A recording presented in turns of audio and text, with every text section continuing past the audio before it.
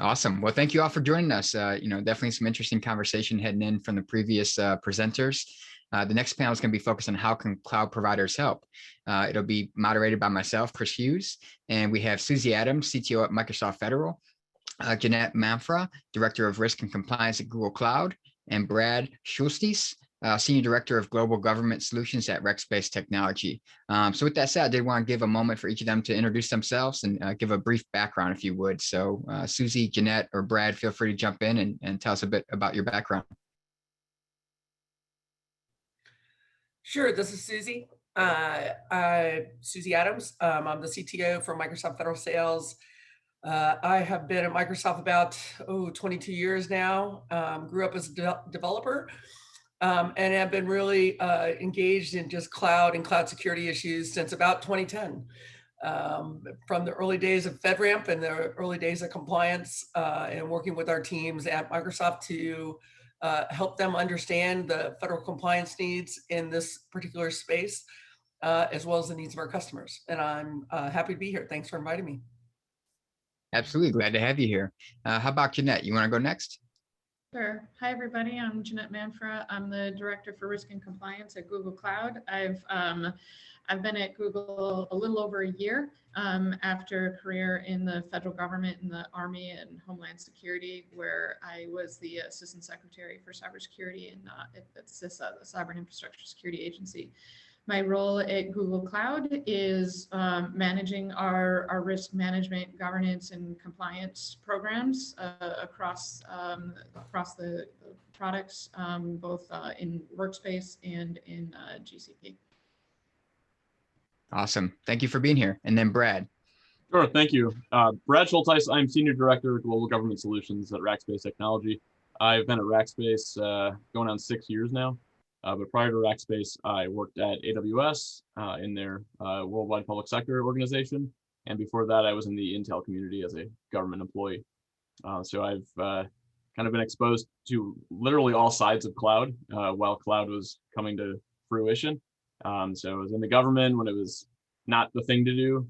Now I'm in the commercial world where it is the thing to do. So I kind of understand this from your approach as a customer, as well as the government side, and obviously the security and compliance ramifications. Yes, definitely a wealth of experience that'll benefit the conversation for sure. So with that said, the previous conversation focused a lot on trust, trusting the cloud. How can I trust the cloud? That thing from the customer's perspective, for example. So I wanted to give each of you an opportunity to speak on, how can customers be assured that the services they're using from cloud service providers are compliant and secure? And just to keep it easy, we'll stick with that same rotation. So Susie, if you want to jump in first and speak on that. Okay. Well, it's an interesting challenge, I think, just in general. I mean, I remember, you can go back again to, 2010 when we first started moving to the cloud. Everybody kind of thought of the cloud as a black box.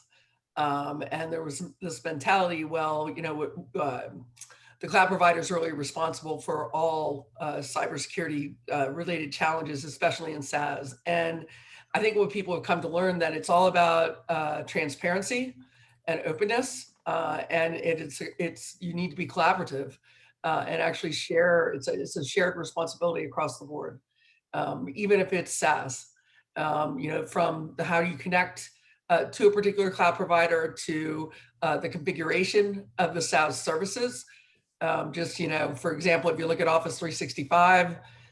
We give customers the ability to do a number of different things to make themselves more secure or to lock things down but it is a configuration. And so I think what people have really come to learn is if the cloud provider can be open and transparent, have SLAs around kind of their ability to provide secure capabilities, and then also from a transparency perspective, sharing the information about their audits. And being open and transparent there. So it shouldn't really be a black box. And I think that's really the biggest thing customers should look at when they're looking at cloud providers. Is the cloud provider being open and transparent?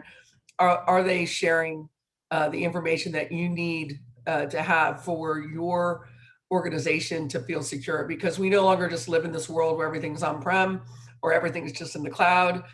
It's hybrid.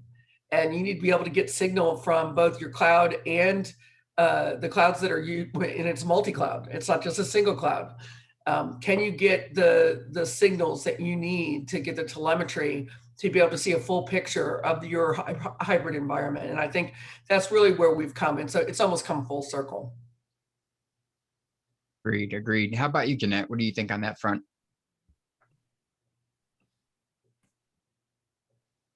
You're on mute. She can't get the audio to come up, I think. How about Brad? We'll have Brad speak. Okay, there we go. Oh, there she goes. I wasn't allowed to unmute.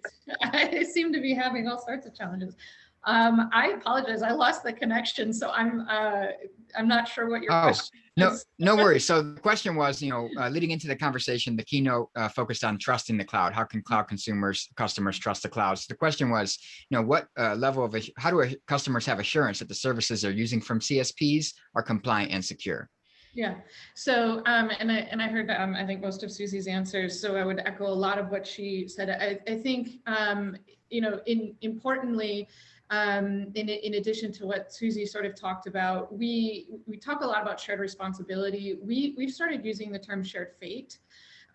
In that there's, when you think about shared responsibility, oftentimes it's as if there's sort of this clear line of demarcation between here's what the cloud provider does, here's what the customer does. It's this clean handoff, everybody understands. And in reality, it's really not like that.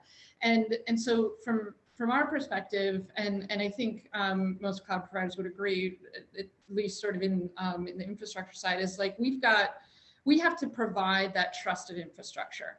And we do a tremendous amount of work to make sure that infrastructure is trusted. But we also believe that customers have the right to verify that trust. So that gets into sort of the talk about the audits and being able to have sort of insight into the controls that are in place and being able to have that transparency, and not just on a sort of a conversation basis, which is very important, and having kind of regular reviews with your cloud provider, but also being able to automate that ability. So you can really get a deep sense of the trust and the controls that your cloud provider has put in place. So having that trusted infrastructure is of course, but then being able as a customer to verify that. And if a cloud provider can't do that, then I think that's where you really need to start asking questions and really dig into that.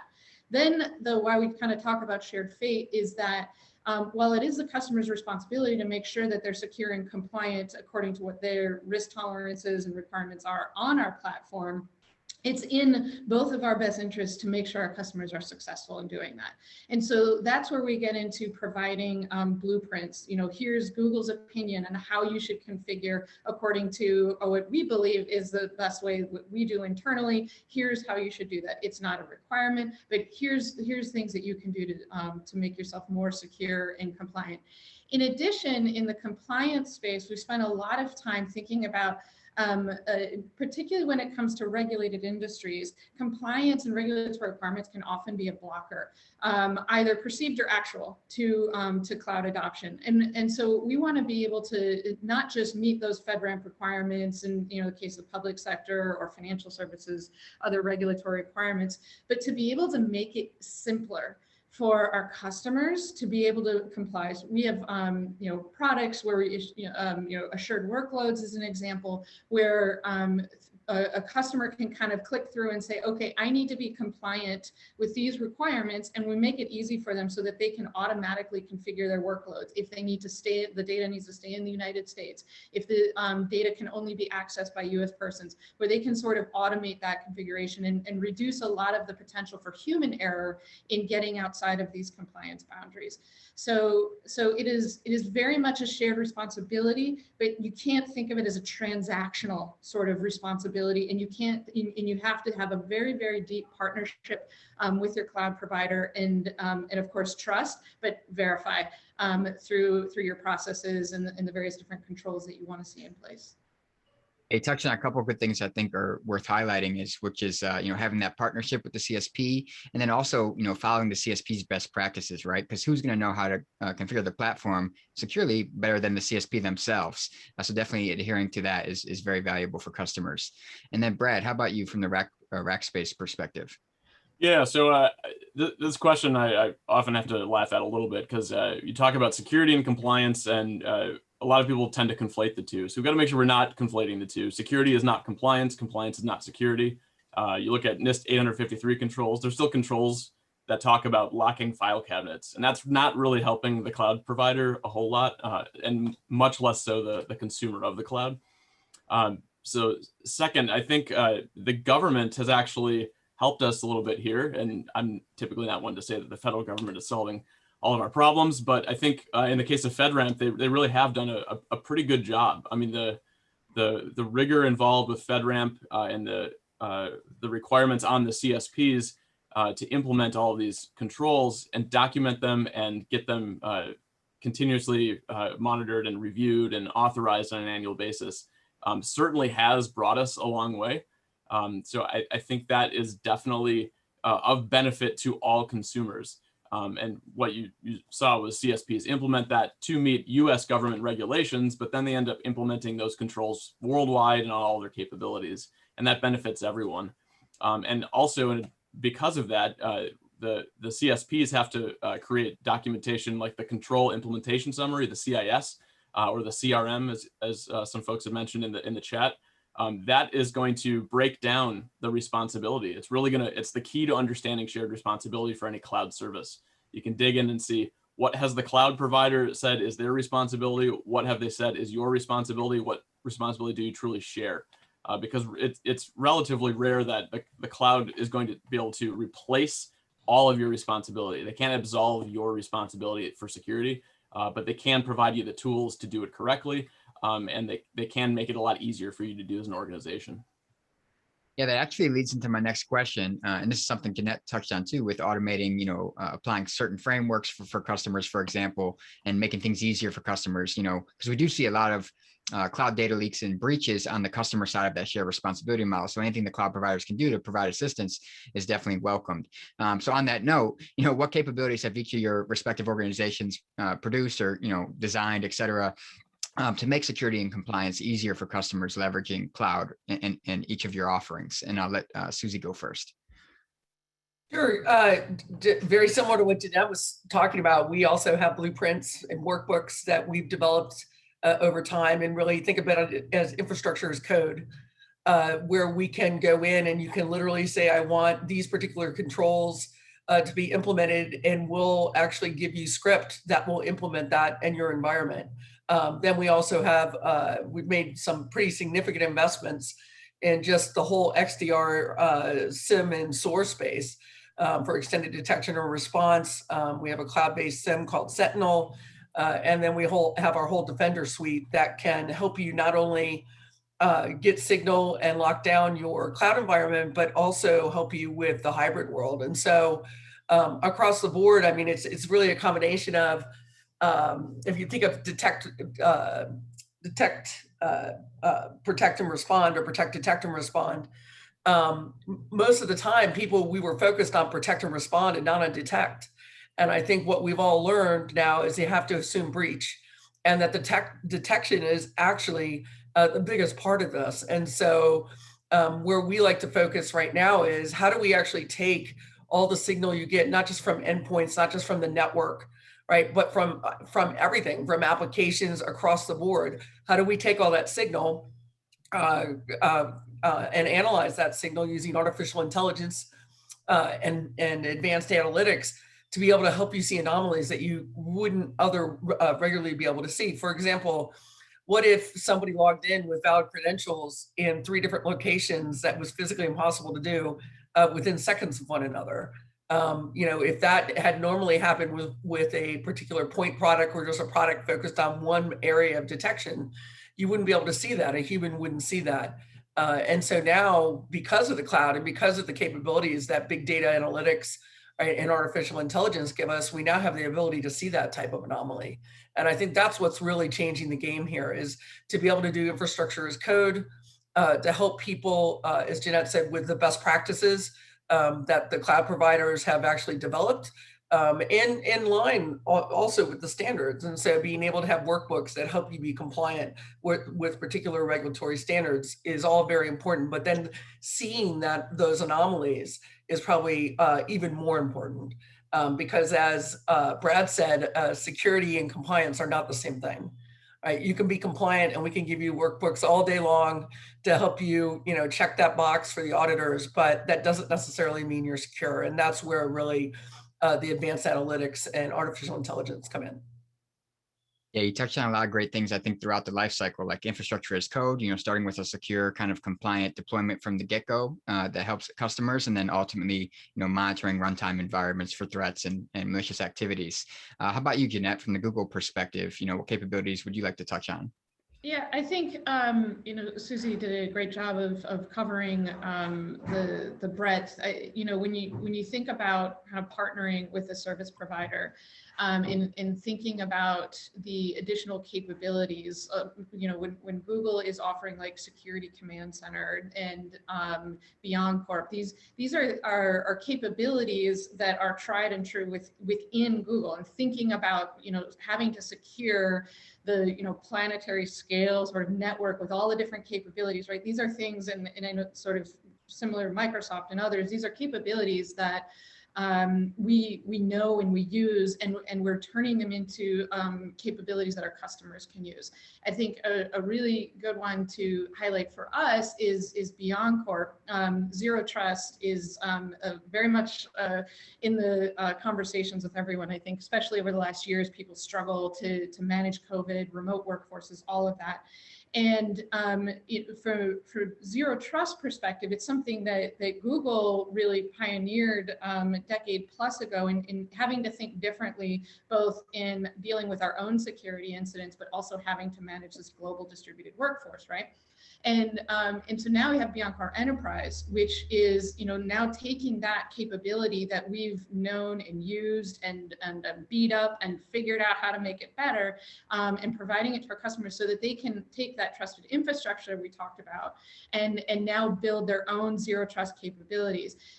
So it's a lot of you have to have those blueprints, those guidance, and that close partnership. But a lot of these capabilities that we talk about are things that have been used in our companies for some time. And it's that sort of next level beyond a blueprint. It's saying, okay, now this is how you can automate. This is how you can have that level of AI ML capability that Google uses internally. And then again, the partnering closely to make sure that you get those best practices and that insight in how best to use it. So those are just a couple of examples. Yeah, I love that perspective. It's kind of like the phrase eating your own dog food, as people call it. Like you're taking, you're not just putting out best practices, but you're saying this is actually how we do it. We're using these capabilities ourselves, which goes a long way with helping customers understand the value. And then Brad, how about from your perspective? Sure. So at Rackspace, we've necessarily approached things a little bit differently because not only are we a CSP, we're also an MSP. We're a managed services provider. So we are in our customer environments. We're operating, operating on behalf of our customers in a lot of cases.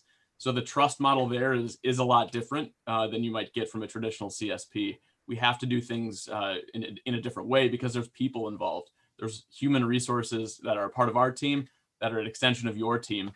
So we have to have a little bit more rigor. And that's why we actually provide in the government space a platform as a service. So we go a little higher up the stack and provide what we call Rackspace Government Cloud, where the shared responsibility model is significantly elevated. We're sharing the responsibility with our customers at a much higher level into their application environments, into their data environments, which kind of creates some challenges when we're talking about zero trust, because there necessarily has to be some trust there. But we're implementing controls in a way that trust but verify is very much on the onus of the provider still. So we enable those controls and we share them with our customers. That's a great answer. I think, especially for SMBs in particular that don't have robust IT or security staff, leaning into not only the cloud service provider, but maybe a managed service provider makes a lot of sense. So next two questions I'm actually going to combine so we can get to, also get some time for audience questions.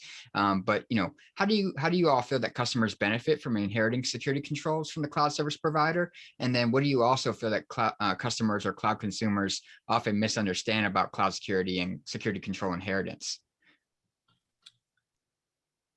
And that Susie, you can kick us off. Yeah. Yeah, I get to go first again. Well, I think there's a couple of things when we talk about inheritance. I think one is interpreting the documentation. A lot of times, we get a lot of customers that look at our controls, and if you look at the customer responsibility matrix, the CRM, there's a lot of confusion around exactly what we're doing. Where does that handshake happen? Right? What is actually your responsibility versus the cloud service provider? How do I interpret what that means? What happens if I configure something differently than is recommended by the cloud service provider? And so a lot of times we'll see folks not maybe even read the fine print in the customer responsibility matrix and forget to do some things on their end and then be surprised. And so I think it is really important that they look at the customer responsibility matrix and try to figure out where that handshake is, and also work in partnership with your cloud service provider with the templates, right, and the infrastructure as code that they give you now and the scripts to be able to do this and to be able to make sure that the handshake is good and that there's nothing missing in between. And so we do see a lot of times where people don't follow configuration best practices, even, for example, in infrastructure as a service, they don't do, availability the correct way. A data center goes down and they think it's a cloud service provider that actually caused the problem when they were really responsible for doing the failover themselves because they were, where they were actually storing their virtual machines. And so I do think that, depending on the customer, that's been a learning curve for folks to understand that and how they do that type of thing. So I wouldn't say it's necessarily a security challenge, but it's a reliability perspective that seems to be the most challenging for customers across the board, especially in infrastructure as a service. But other than that, I think it's I think also that the customers most customers are trying to really wrap their minds around what's the difference between infrastructure, platform, and software as a service from a responsibility perspective. How do I actually, where is that fine line of what I have to do versus the cloud provider? And depending on the maturity of the customer and how far they are in their cloud adoption journey, I think it's more difficult for some than others. Yeah, absolutely. I agree. I think, depending on the size of the organization and where they are on that journey, leaning into the cloud provider more makes more sense depending on their workforce and their skills on hand and things like that. Jeanette, how about you? Yeah, I think so. On the security control inheritance, we've talked a lot about infrastructure, a little bit about platform. I think kind of touched on software, but of course it depends, right, where you're at, and that's important part of the next kind of bigger topic around how challenges that we see customers facing. I would say, if you think about if you take what we call now Workspace, or formerly known as G Suite, if you're taking Gmail and your enterprise, you're inheriting sort of that entire suite of controls all the way down, everything that Google does to make that mail service secure. So that's a tremendous amount. You're inheriting actually all the zero trust, all those pieces. It differs though, sort of where you're at in the types of services, and so it's really important to be sort of clear. But to sort of segue then into the next point, I think that some of the biggest challenges we see are when an organization is like, I'm ready for cloud, I'm all in, digital transformation, sign me up. They wait too long to bring in their risk and security leaders. And you often see the business and in the innovation side, they're ready to go. They see the cost opportunity for saving, the better productivity. They see all that value. And we often see that the security, the compliance, the risk leaders are brought in very late to the conversation. And they tend to feel then a little bit rushed in that now suddenly they've got to completely change the way that they operate. Now, depending on, this is of course depending on the level of what the organization is taking on, but oftentimes these cloud commitments can have significant ramifications for how a company or an agency thinks about how they do security and compliance. And so some of our big pieces of advice oftentimes is to make sure if you have a chief risk officer, if you have a CISO, whoever is running those, bring those in really, really early to the conversation, because your risk profile changes. Oftentimes people assume, it's all these things I don't understand, so therefore it's worse. It's not worse, but it is different. And so sort of in addition to bringing those sort of security, compliance, risk experts into the conversation very, very early before you sign the contract, ideally, having that conversation so that they can have those conversations with the cloud provider and they can understand what are the things that I need, and the cloud provider understands what the customer needs. So have that conversation early. Make sure that you're sort of in that contractual conversation as well. So those commitments are very clear.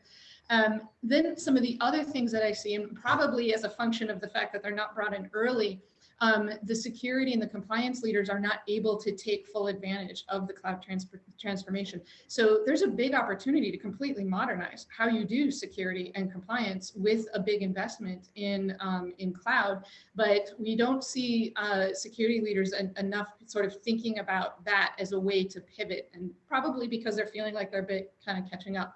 The last part is that and this is broader than just security, but for security in particular, our focus on is that they don't think about the impact to their workforce. So that there's different sorts of skills that are needed. Yes, your cloud provider is now going to take on certain responsibilities that you used to have, but thinking about what are those different skill sets you need in your IT workforce, in your security workforce, and making sure that you're thinking early about training those individuals, or making sure you have some sort of partnership. So with either your cloud provider or other partners to be able to help you through that, because it is a different skill set. So those are kind of some of the things for those security professionals out there and CIOs to think about. And I think that there was a thing here, a chat about why doesn't Google ensure that they have those people up front? We do our best. We are quite aggressive in making sure that those folks are in the conversation. Yeah, you touched on a lot of good things there. I wanted to emphasize is like, we're seeing DevSecOps pushes for DevSecOps, which is, shift security left. Well, you talked about it from the organizational perspective, stakeholder perspective, bringing folks in early, which is, shifting left, right, on the organizational side in terms of engagement with key stakeholders. And then also the workforce, I think often is forgotten. Taking advantage of cloud requires certain skills, not only do you look to cloud for cost savings? But like you said, you can take how you do security and compliance to another level, but obviously you need the right workforce and skills and talent in place to do so. And then Brad, let's hear from you on that front.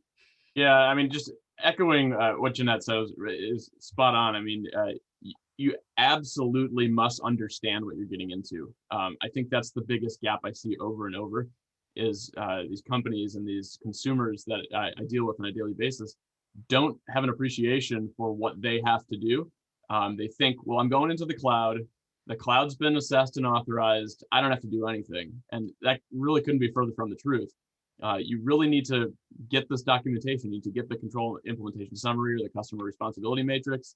And you need your security professionals to dig in and see, if I use this service, what is my responsibility? And that needs to go through, unfortunately, every single service. And if you're building, multi-cloud hybrid solutions, that's fairly complex to do. And not a lot of organizations have that expertise. So that is a gap that I see right now. I think that, we've talked about it over and over. It's a shared responsibility, but it truly is shared. We can't assume that someone else is going to do it for us. everyone has a responsibility here, from the contracts folks, as was mentioned, to the security team, to the implementation team, the operations team. We need to do security at every step of the process to make sure that all of our bases are covered, because I mean, we see it every day: misconfigurations, poor implementation of technology, failure to patch. It still hits us all the time. How long have we been doing this now in the industry? But you still have a responsibility to do your part. Yeah, absolutely. You highlighted a lot of things, and I think that's where leaning into, the cloud service provider, managed service provider, the PaaS offerings that may automate some things you typically overlook or don't have the resources to do are really valuable for customers. So we are running out of time. We have, I'm going to ask one last question, then we'll try to get to a few questions from the audience if we can. We talked about some of the capabilities you all have created, right, for customers around cloud security and compliance. If you each had to give one gap or capability that, doesn't necessarily exist quite yet, but you wish was there or you're working on, what would you throw out? That's kind of a tough one. But I think if I had to say where I think we are right now as an industry, it's the hybrid space. It's really bridging that gap from being able to gather signal and be able to see anomalies across in a very distinct and hybrid space, whether that's Amazon, Google, Microsoft, Rackspace, on-premise, legacy systems. Being able to keep up with that is pretty daunting, especially as people roll out new versions of software and hardware. And so I think that's probably one of the biggest challenges, is just being able to kind of stitch all that together and understand what your now environment without, it's no longer guards and gates and guns in a single data center. It's, it's extremely broad and diverse. And I think that the attack surface has grown tremendously.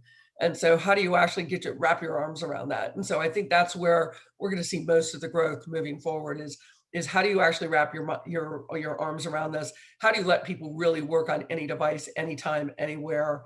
How do you really go down that zero trust kind of journey?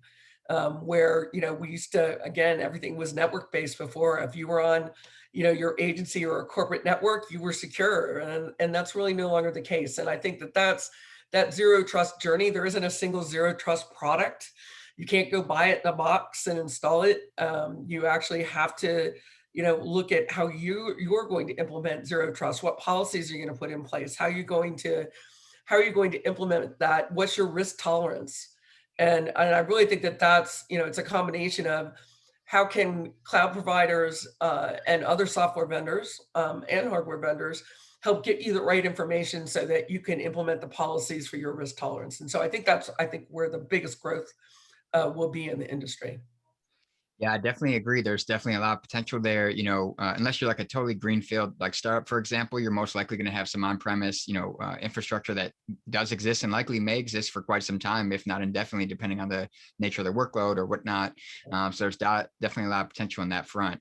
How about you, Jeanette? I would say, in addition to, of course, better and more broader security capabilities for our customers in the area of risk and compliance, I talked about assured workloads, also issued something called Risk Manager in a partnership with cyber insurance companies.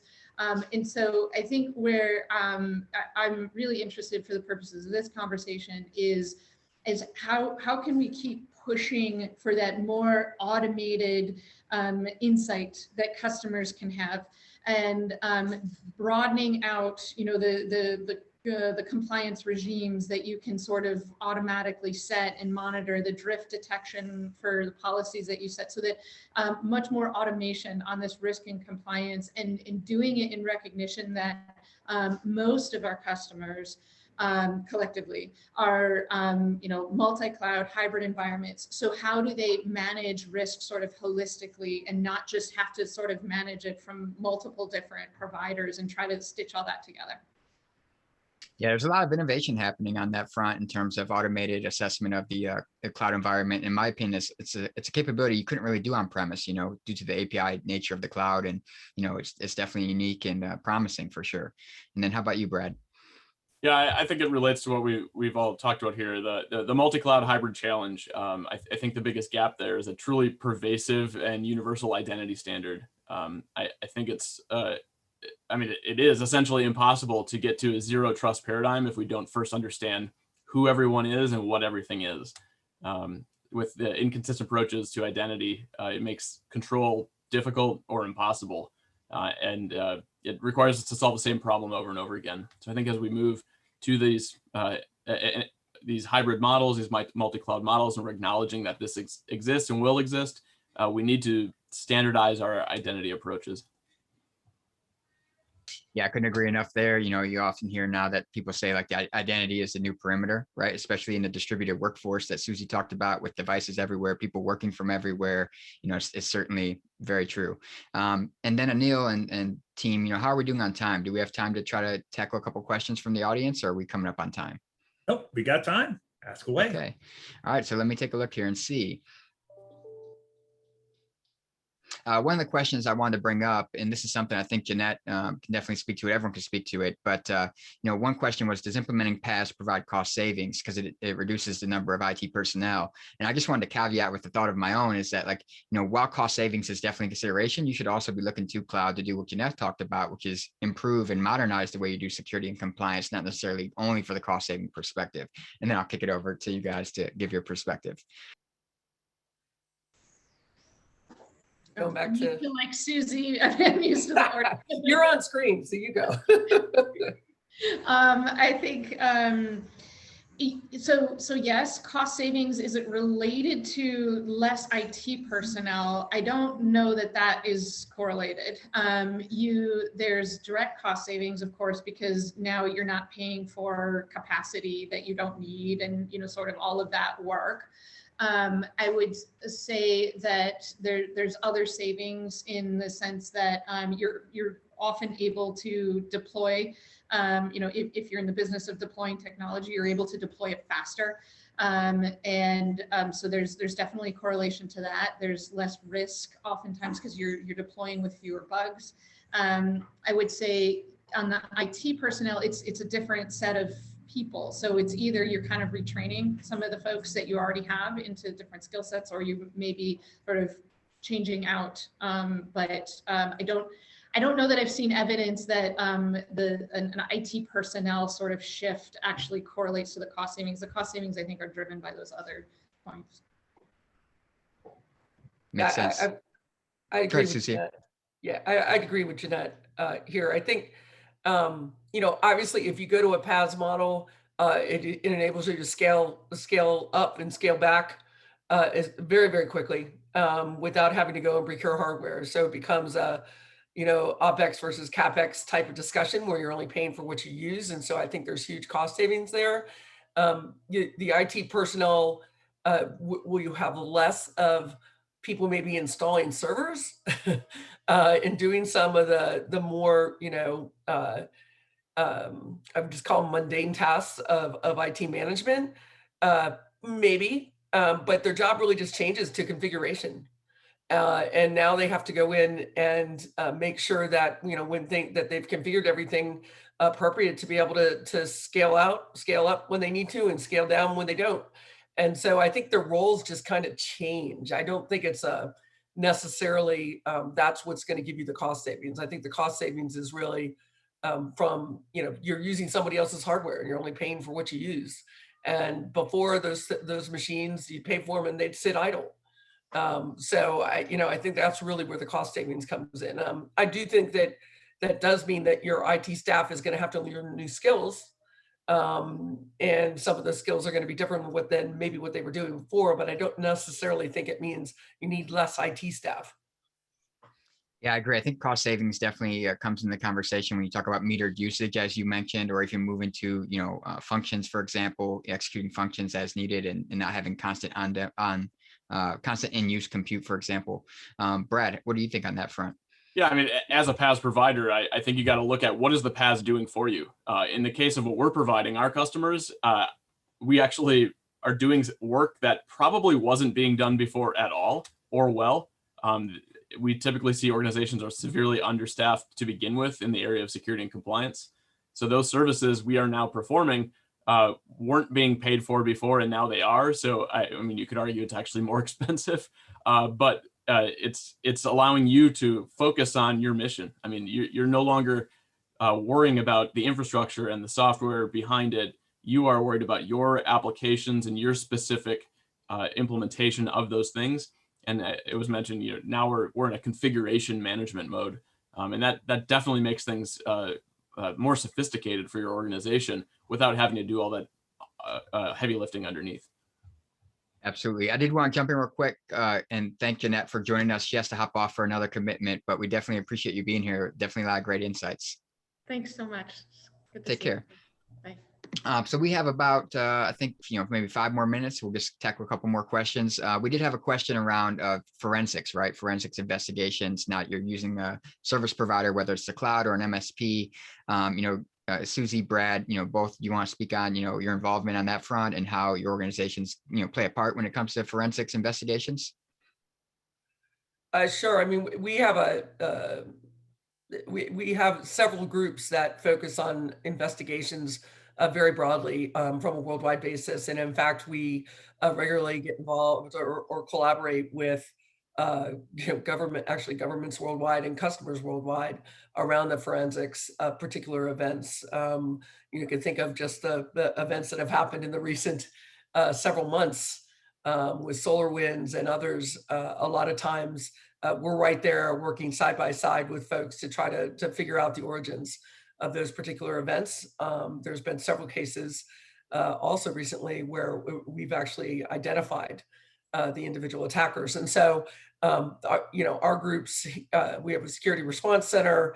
We have a number of different groups that do this on a global basis. We fly folks all over the world to help our customers from this perspective. So I think it is an extremely important part of what's going on, especially with the new threats that are emerging on a almost daily basis right now. It seems to be the one thing that the pandemic has brought up is that we really need to focus on cybersecurity, and that the forensics is probably, like I said, protect, detect, respond.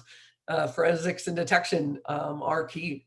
And if you're not assuming breach, then you're probably going to be, you've probably already been breached. And so having that forensic capability, and again, the cloud and artificial intelligence and machine learning really help here. And I think that's the other big part. It's no longer just looking at a report, looking at a bunch of signal that can't be analyzed and you can't and connected in some way, shape, or form. Now we have the ability to do that. And so I think forensics has actually gotten much more sophisticated because of the cloud and our ability to do that advanced analytics and computing. Agree, for sure. How about you, Brad? Yeah, I'd say, again, there's this call to action to get your contracts and your security team involved early and on the same page. So make sure that you understand how the CSP will approach their incident response and ask how your incident response plan will fit into theirs. Try and get that in writing, try and get that into the contract, make sure you understand, again, the shared responsibility there. And then if you can, get some service level objectives or SLAs around that. That's great advice in terms of SLAs and contracts on that front.